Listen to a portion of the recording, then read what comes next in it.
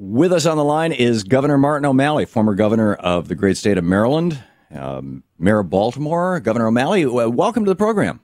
Hey, Tom. Thank you. Thanks very, very much for having me on. It's a pleasure to have you with us. You want to give us, for our listeners and viewers who may not be as familiar with your candidacy as others, a little background about yourself, who you are, what brought you into this race? Sure. My name is Martin O'Malley. I'm a lifelong Democrat. I am the only candidate in this race with 15 years of executive experience actually getting progressive things done. Among them, comprehensive gun safety legislation, making my state the first to pass a living wage, raising the minimum wage, making college more affordable by freezing college tuition 4 years in a row, making my public schools #1 in America. And in all of these things, I have led with progressive values and a fearlessness about forging a new consensus in order to get things done. That's what effective executives do, and that's what I have to offer the party. New leadership and an ability to get things done and move our country forward out of these rather divided and self-defeating times. That's a great CV. Why is it, do you think, that the Democratic Party institutionally, kind of at the Debbie Wasserman Schultz level apparently, has been so unwilling to allow the Democratic Party institutionally, again, in the form of, debates, to basically rebut the 25 million people now who have watched two cycles of a total of, 5 hours of Republicans, maybe 6 hours of Republicans throwing out, in some cases, in fact, in most cases, just flat out wrong talking points? Yeah, it's party malpractice, in my opinion, and I'd express that with the chair, who I respect. But I think there's an instinct within the establishment of political parties. There's a tendency to calcify and to kind of circle the wagons, to fall back on old relationships instead of appreciating the truth that the American people are always looking for new leadership to move us forward. And the Republicans have now had two different rounds of debates, and let's not forget they get two whacks at the apple. They have some of the candidates on their B team go first, and then they have the candidates on their so-called A team go second, and that's a lot of unanswered falsehoods that people tune into. And we can't blame the American people. They're doing the responsible thing. They're trying to follow this debate and discern and figure out who's going to lead us forward after President Obama. But if they turned into the Republican debate, they would have heard a totally fictitious and false version of these last 8 years. They would have heard not one discussion about how we get wages to go up as a country again, which is the main issue that's on the kitchen table of families all across our country. How do we get our economy to work again for all of us? So I believe our party should be having more debates, and Debbie Wasserman Schultz should focus on running an offense for this party instead of circling the wagons in a defense. We should be having more debates. These Republican debates should not be going unanswered by us. Yeah, and if nothing else, I think the proof of that is how much change has happened on the Republican side from debate to debate as a consequence of the performances that people put in the debates. Had you been visible, you and Jim Webb and Lincoln Chafee, who are pretty much invisible in the media these days, had you been on those, in those debate platforms, I think that there would be a whole lot more interest in the Democratic primary, and and a whole lot more visibility for you guys. Well, I agree, and ultimately it is prevailing through a competitive primary process that actually makes our nominee strong for the general, whoever that nominee is. As I've traveled across Iowa and New Hampshire, I mean, people, especially in Iowa, where I've spent most of my time, are relieved to know, frankly, that they have a viable alternative to this year's inevitable front runner. And they're coming out in larger and larger crowds. But when you look at the national news, all you ever see are the Republican candidates, Donald Trump, is racist, anti-immigrant bashing. And on our side, you see questions about email scandals, and you see a sort of binary. It's either the inevitable front runner, or it's the challenger from Vermont, for whom this would be his first Democratic convention. Yeah. You mentioned that one of the most important things that we need to be dealing with in America is getting wages up, and that the Republicans, of course, not only didn't address that in any of their debates, but, Scott Walker's running around highlighting the fact that, hey, Wisconsin has the fastest shrinking middle class in the United States right now, I mean, they actually do, right? And so what is... You got to laugh because it hurts too. Yeah, so what is your prescription for that wage problem that we've had basically since the era of Reaganomics? Yeah, look, we have to return to our true selves as a country. The economy that our parents and our grandparents constructed was one where you start wherever you start, but through your hard work you can get ahead. What Ronald Reagan and trickle-down economics constructed is a different sort of economy that only works for a few of us, the very, very wealthiest few of us. So we need to remember that our economy is not money. It is people. In other words, a stronger middle class is the cause of sustained economic growth. It's not some sort of luxury that we afford when times are good. And so we have to return wage policies to their rightful place at the center of our economic choices. In our parents' day, Republicans and Democrats alike understood it was good for the whole economy that we would raise the minimum wage and always keep it above the poverty line. We should pay overtime pay for overtime work. We should make it easier and not harder for people to join labor unions and bargain collectively for better wages, because that helps all of us. We should strive for equal pay for equal work for women and expand paid family leave so that women can participate more fully in the economic life of our country.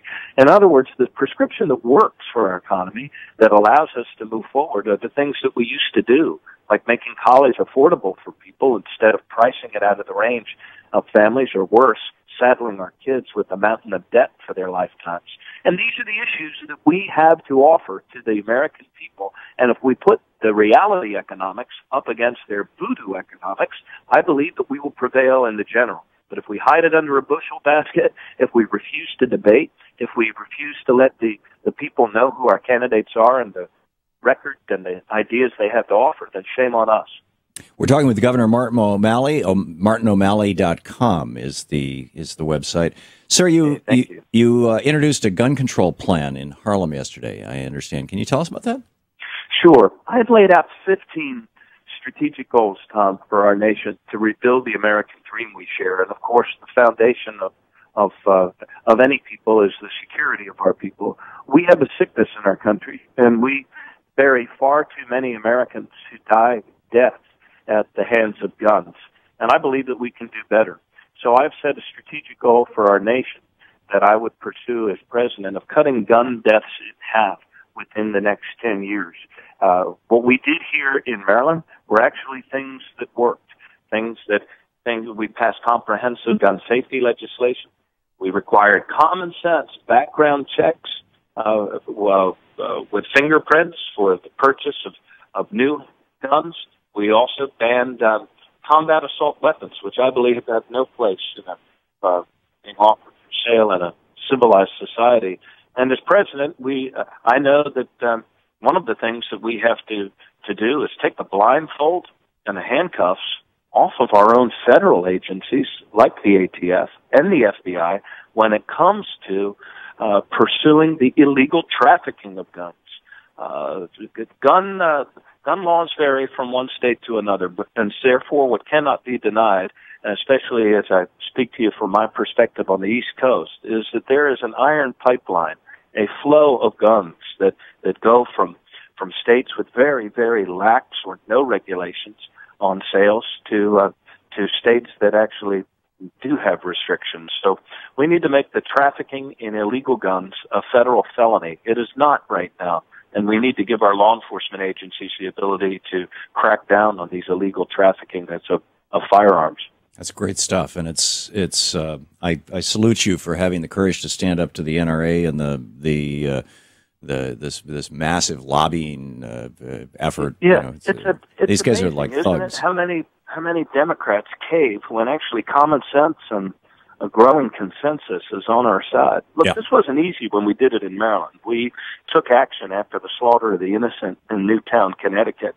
And sure, it was a huge rally.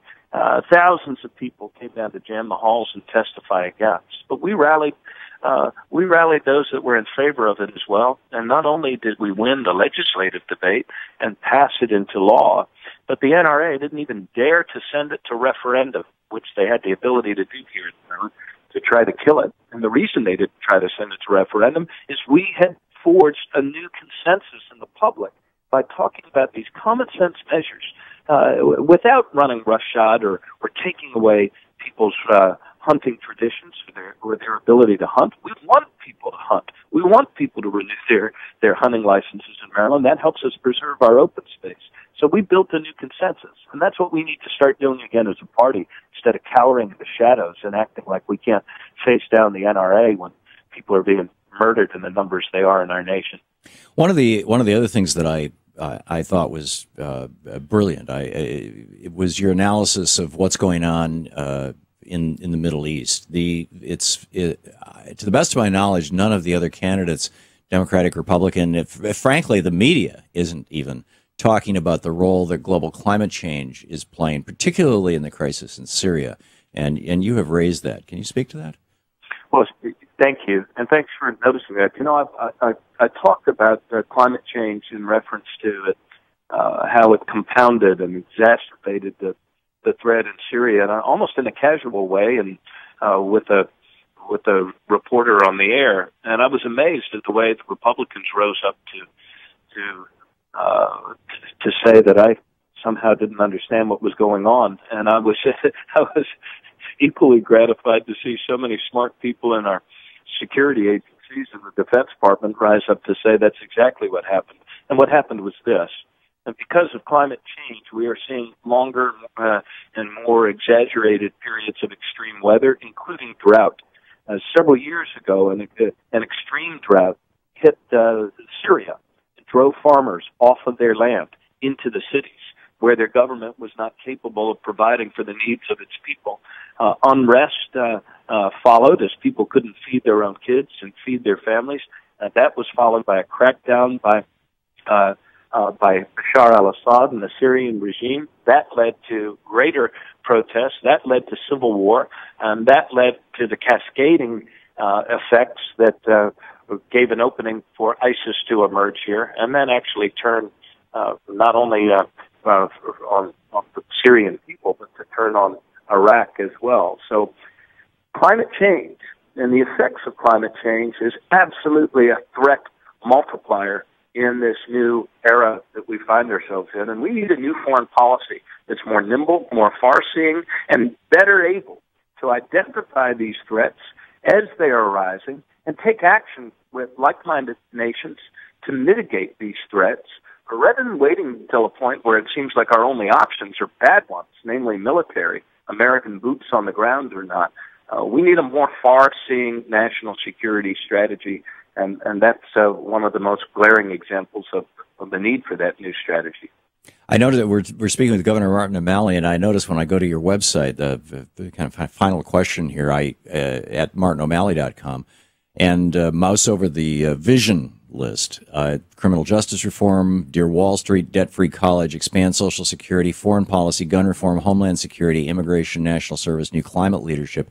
What have we not spoken about that you think is really important that needs to be noted, or what do you feel should be the top policy priorities for the next president? So I believe that the top policy priority is to make our nation's economy work again for all of our people.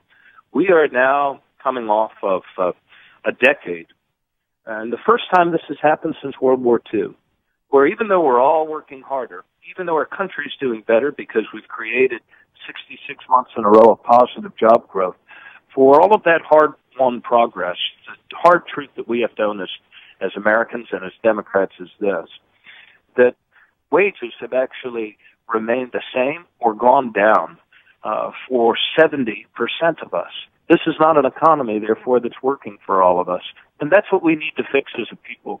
We need to understand that our economy is not money, it's people. And we need to make the better policy choices that actually allow hardworking moms and dads, when they work hard, to get ahead.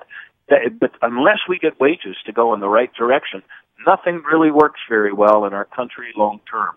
So our kids need us.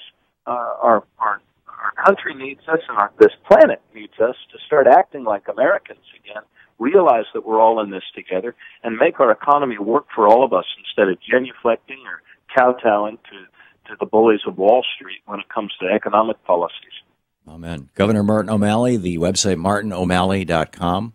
And Governor, I wish you the very best. Thanks so much for being with us this morning. Hey, thank you very much, Tom. Thanks a lot.